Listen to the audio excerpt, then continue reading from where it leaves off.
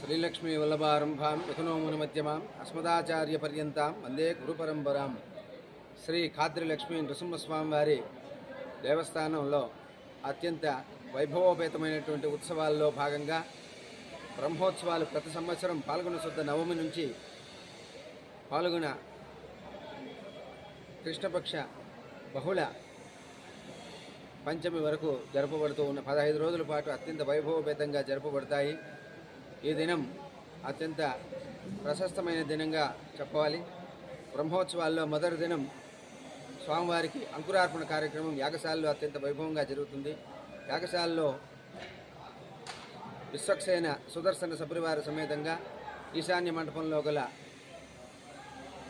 మృత్సంగ్రహణ మండపానికి విచ్చేసి అక్కడ మృతికను తీసుకుని అనగా మట్టిని గైకొని యాగశాలకు సప్రదక్షిణంగా విచ్చేసి అధిదేవతల్ని ఆరాధన చేసి కుంభారాధన చేసి ఆ యొక్క అంకురాలు సస్యశ్యామలంగా వచ్చే విధంగా ఆ యజ్ఞ కర్తువుల్ని 15 రోజుల పాటు ఉదయం సాయంత్రం కూడా నిర్వహించి ఆ యొక్క నిర్విఘ్నమైనటువంటి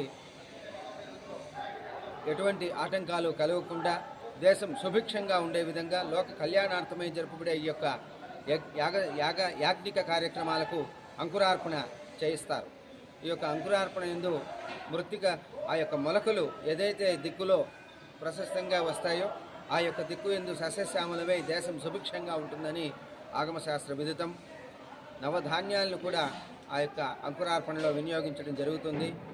ఆ యొక్క అధిదేవతల అనుగ్రహం చేతనే ధాన్యాలు వృద్ధి చెందడం జరుగుతుంది. కాబట్టి ఈ యొక్క లోకక్షేమార్థమై జరపబడు ఈ ఉత్సవాల్లో పాల్గొనే భక్తులందరికీ కూడా ఆయుర ఆరోగ్య అష్టైశ్వర్యాలు కలగాలని నృసింహస్వామి వారిని ప్రార్థిస్తూ శుభం భూయాత్. స్వస్తి.